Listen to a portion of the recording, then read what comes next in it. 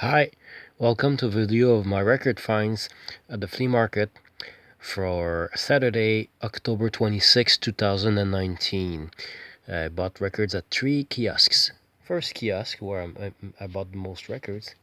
Bought a bunch of records here. I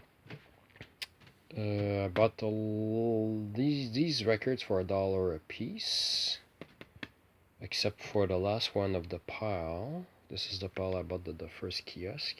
Let's go through them anyways. So a few duds where took a chance and they sound like utter crap. But this is Tarkus by Emerson, Lake and Palmer. I've heard a lot about this record. I actually don't know this record, so I decided to get it. The cover is really in a nice shape. I've seen it for $1 trashed with a big circle on the cover, so I decided to get it even just for the cover. And yeah, the record is in shape. Not tons of scratches, but distorted groove wear or static, I don't know what it is. I'm going to probably play it on this bubble stereo, the flipping needle on it. So at least I have the cover. Eventually I might find a copy for $2 or $3 if I really like it. I have to listen to it first. And I can upgrade the record and keep the sleeve. This is also like trashed. Doesn't look like it. It has some few scratches. No, if it wasn't for the static, I could still listen to it. But this is Stand by Sly and the Family Stone, also for $1. Cover is nice. No tears. So sometimes just for the cover it's fun, and at least I can get to listen to it once. That also I will play only on this this stereo bubble stereo thing. Best of Deep Purple. And actually, this one plays a little bit better. So far, these are all $1, which is rare at a specific flea market. Records are always too expensive, and that's all I bought yesterday at that flea market, or records. Hall & Oates, I'm always interested in discovering their earlier records, and this is from 1977. It's a U.S. pressing of Beauty on a Back Street. Beauty on the Back Street. I haven't had time to listen to it yet, and it has the poster inside. Let's take a look. Oh, I see it's also a lyric sheet, so sorry for the wait. Lyric sheet, poster. They remind me a little bit of Sparks, because they look so different. Anyway, I'll put this back later. A Disco 12-inch single, because it's on Unidisc and their earlier pressings, Uni 1009's Canadian. I'm rarely disappointed with those, so I took a chance. It's Enjoy, Love Now, Hurt Later, and the B-side is the instrumental. I don't know which side I prefer. I like both of them. So, yep. The Best of the Manhattan Transfer. Sorry about that. Manhattan Transfer. There was also the 1979 album, but with the longer version of Twilight Zone. That's why I got this one, because at least it has the single version and not the long version. Bobby Helms, because I already have a Bobby Helms record in great shape on the same label, Vocalion, with my Special Angel. I decided to get this one because actually it plays very well and it's very good. I love it. It's actually borderline. I'm afraid to use the wrong genre words, but let's say here that you have Tennessee rock and roll and a bunch of borderline rock and roll songs on this country rock and roll rockabilly type of record. So I actually love Bobby Helms. If I see other records by him, I'll add it to this one and the other one I have. This is a double album, but it was $1 anyways. It's a Beach Boys double album on their I forgot their record label. I know it's beige. It's so small I can't see. Yep. Anyway, it's on their label, distributed by Reprise, and it's Smiley Smile and Friends. I had time to listen to Smiley Smile yesterday, but not Friends yet. They're in great shape. However, they got a really bad tape copy. Its sound could be much better, but it's not the condition of the vinyl, it's the actual recording they used. This is National Lampoon Radio Dinner. You've heard of TV dinners. This is a radio dinner. And I've played it today. Some gags have not aged very well. Others are really funny. My favorite, if you're a Beatles fan, you want this. Because there's a really bad taste spoof of the concert in Bangladesh at the end of the B side, so towards the B. But on the end of the A side, there's Magical Misery Tour, and it's basically it's a spoof of John Lennon playing a mash of Give Me Some Truth and Mother. I could tell which songs they were spoofing. And it's really, it's actually really funny. Some good gags in there.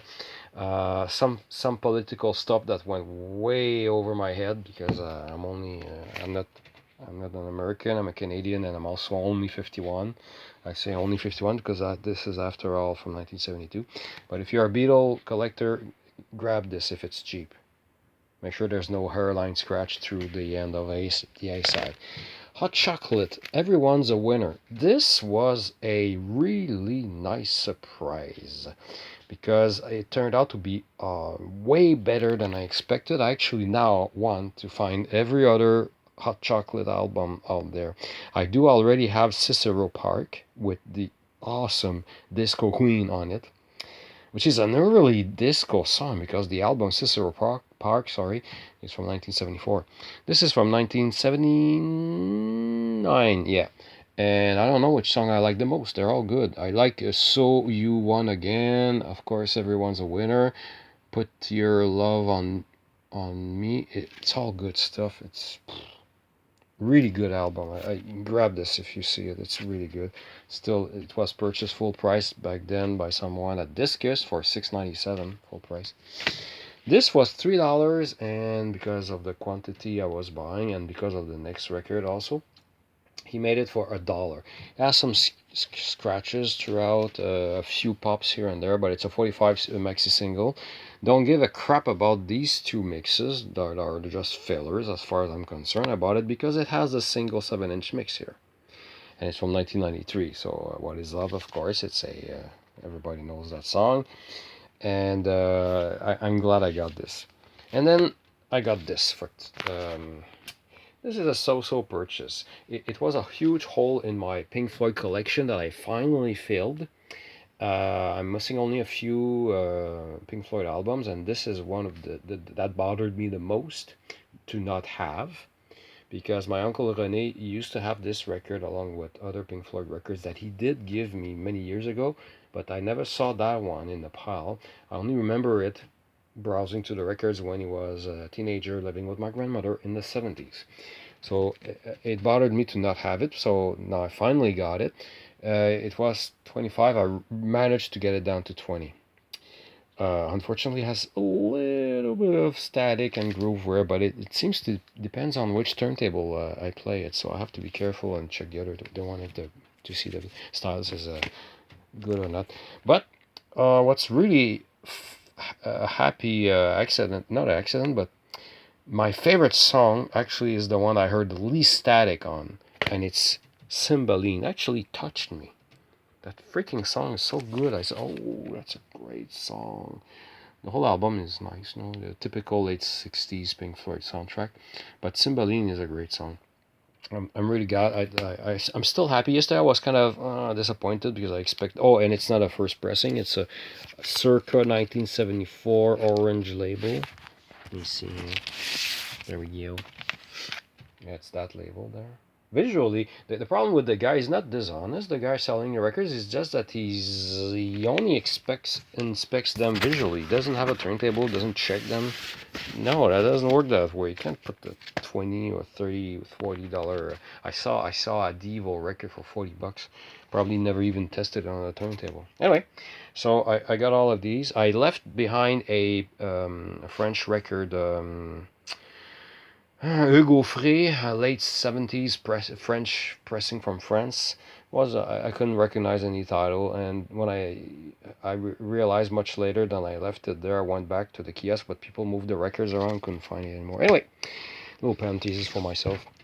So I carried this heavy pile in my bag on my shoulder, going through the rest of the afternoon through the flea market. At the second table, I finally found a few records. Oh, and this is a really funny story. I found this at another kiosk. It's the soundtrack of Watership Down. At the first kiosk, I thought I had found the soundtrack. It turned out to be the whole movie on a laser disc. I was pissed off because it was a laser disc, and then boom, I find the soundtrack. It was marked 3, got it down to 2 because I saw a small scratch, but it's past playable. It's really trashed, not visually, but when you put the needle on the record, you hear the stylus. Sorry, the stylus. I prefer to say put the needle on the record. Put the needle on the record like that. Pop up the volume. But anyway, to me it's still a needle, but I know that the technical term is a stylus. Anyway, it's trash, but the cover is nice, so I don't know. The next record, I'll explain why about the next record, okay? I bought Smurfing Sing Song, Not a Scratch. Why the hell did I pay? It was 2, I bought it for 1. I got it for 1. It's very simple. I was a kid, I didn't care about the record, but the ad for this stupid record with a bunch of excerpts from the album played over and over for a short period of time, and it got encrusted in my memory. And sometimes as a earworm, and we're in 2000. This was in 1980. We're in 2019, and I still have some flashbacks of. So I want to build the the collage of songs as heard back then. It's only right before I'm doing the video that I realized all I needed to do is write down the title of the record because I needed to know it was this one from the years, and that way it matched. And just it's the whole thing is on YouTube, so I could have downloaded just the album and save a buck. Anyway, and my first record by Benny Hill, Words and Music. It's a compilation done in 1972, re-released in 1980. It's a U.S. pressing. I could tell because of their no one. I don't want to insult the country, but in the States they have this crappy cardboard that curls on the edge. I really hate U.S. covers. I prefer good sturdy Canadian cover. Anyway, I still bought it. It was $2, so it's in great shape. And it has his big hit, Ernie, the fastest milkman. I know. Anyway, so I only know about it because I saw the documentary. Then ended up at another kiosk and talked with the seller for half an hour until I recognized him. He used to be at CIBL FM in Montreal, and he remembered me doing a show there for a dozen shows during the summer of 2005. Anyway, we talked a lot, and I saw a record that was way out of my range. As he was closing down his kiosk, because it was 5 o'clock, we had to leave, I mentioned the box set I saw. Well, it's not a box set, yeah, kind of... Anyway, and I made him an offer for 2/3 of what he was asking for, and he thought about it for a few seconds, and he said yes. So I made a splurge. I splurged on the most expensive record of my life. I've never spent that much on a record. My record price was the most expensive I ever spent on a album was roughly 100 Canadian dollars for a double album. And this is a single album, and I paid $100. So this becomes my most expensive record. So before I show it to you, it's the Beatles. It's SOAL-6351. So a lot of Beatles fans know what I'm talking about. It's the Canadian Holy Grail of Beatles records. Ta-da! There we go. It's the first edition that was released in Canada.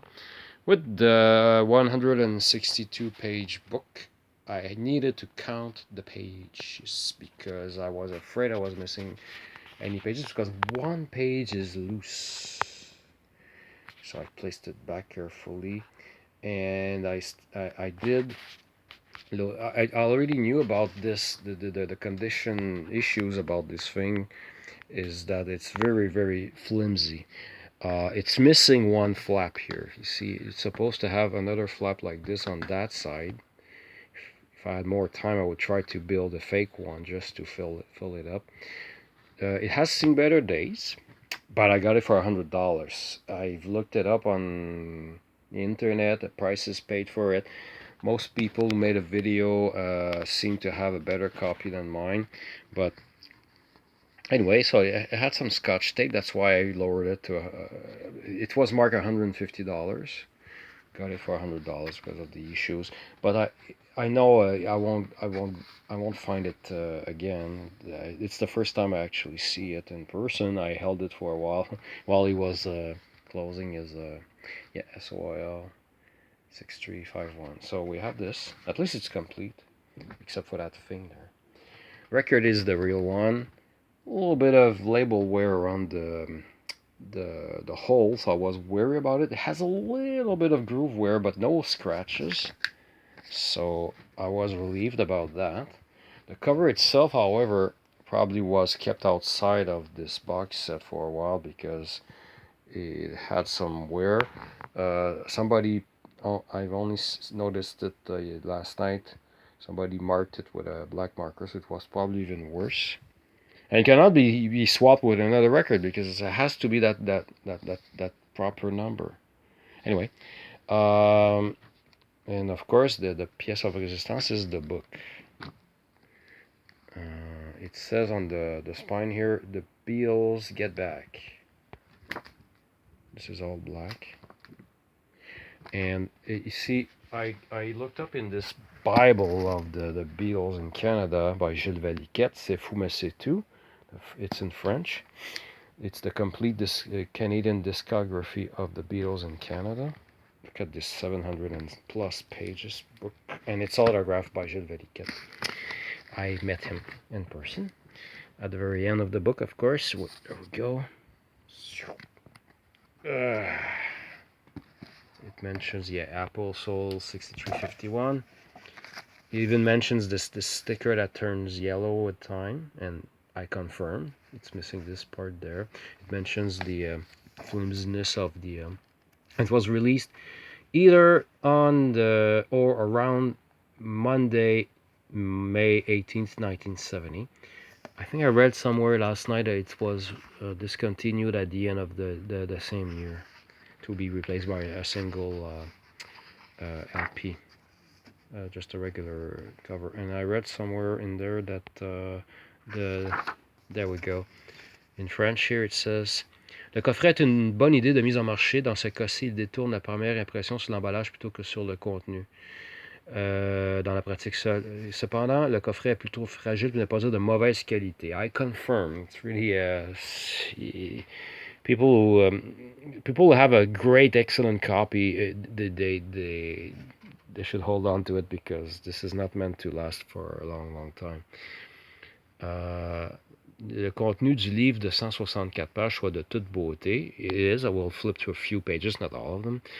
The pages come off easily from the spine, so the buyer quickly gets left off with a whole bunch of pile of sheets. So I can imagine that often this book becomes just a bunch of loose sheets. Seems also that every time I take it out of the box there, I see some bits of little black cardboard or paper, so I better not do that too often. So yeah, the book itself. There we go. Yeah, I gotta be careful with the shininess there. So, that's exactly what I want to avoid. Well, it's better I do it with two hands, but I only have one free hand right now. And there we go. That's exactly the loose page right here. With B.D. Preston there. That page, and if I turn it, it becomes the left page. Came off. And it's actually, it was the other way around, so I realized, okay, well, this is framed in black. There's black there. That goes like this, I'm assuming. But there's some parts with text that I can't wait to read. There we go. You know, a lot of details of stuff, conversations. Maybe they're just like transcription of what we see in the movie. I'm not sure, but there's extensive notes and details like that. This I could, yeah, that's really not. I'm not crazy about the whole page with a tiny photo. Make it bigger. Like it's artistic, I know. So some are really yeah, interesting photos. Dude, really big. Ooh.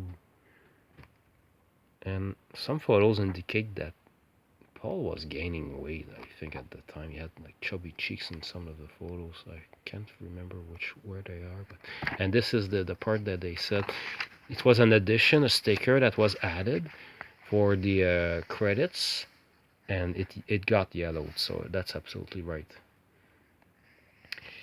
But it's next year. It's going to, in a few months, this will be 50 years old. Yeah, just realized that. So yeah, my most expensive record purchase of my 51-year-old life. So thanks for watching.